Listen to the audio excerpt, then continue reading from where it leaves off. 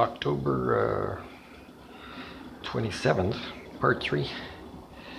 You know, one of the reasons that poor John, he's always upset with me, it's because his work, and like let's say he peels off the paint here like he did, and it comes off.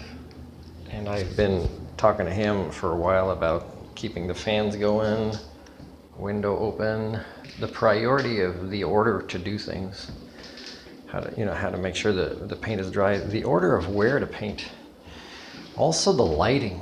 And he doesn't care about doing any of these things, and he says even today, just go buy light bulbs, and then I have to say, do you want me to lie when we do the pre-inspection? Because there'll be a lot of damage, there'll be a lot of parts that aren't painted properly or finished painting.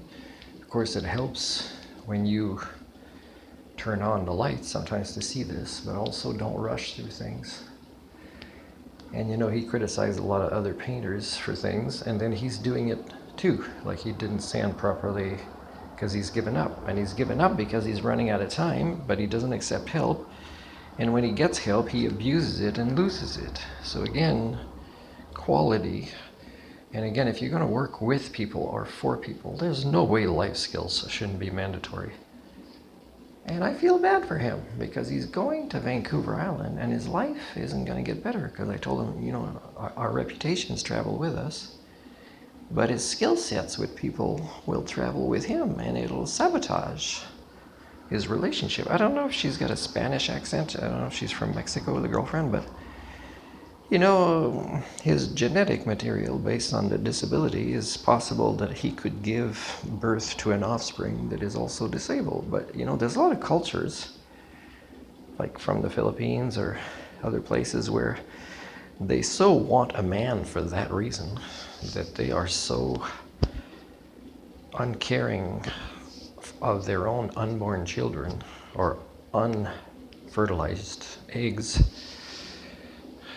So, I'm sure they say, oh no, it's my body, I'm the owner, or I protect it, or, well, you're not a good protector of your eggs if you choose certain people who obviously don't have the skill sets to raise a human child, even if genetically speaking, they'll probably have 2 legs and 2 arms and 10 fingers and 10 toes.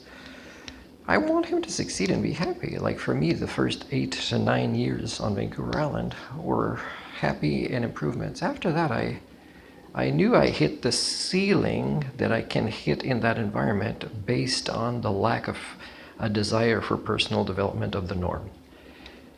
And I needed more. And even when I'm settled here really well, there's no way that I become a sheep who's happy with their lives. Of course, I've already proven, as somebody who loves badminton, as somebody who wants a girlfriend that is an Homo sapien, as somebody who wants to be of service based on the skill sets I have that are the most needed, like learning specialist or independent mental health worker, is of course nothing will ever happen in these ways here. So of course I'm looking for opportunities that an Homo sapien would, a PhD here, a career worthy there. And because housing is so hard to get in Canada, I might even find ways that these things are part-time or only part of the year in other places, because we're not getting better. When you have to make your own apartment the way it's supposed to be when you get it, and you don't get paid, and you don't get thank yous, and you don't even get the people that own the buildings aware of it, you're not living in a society that uses human standards.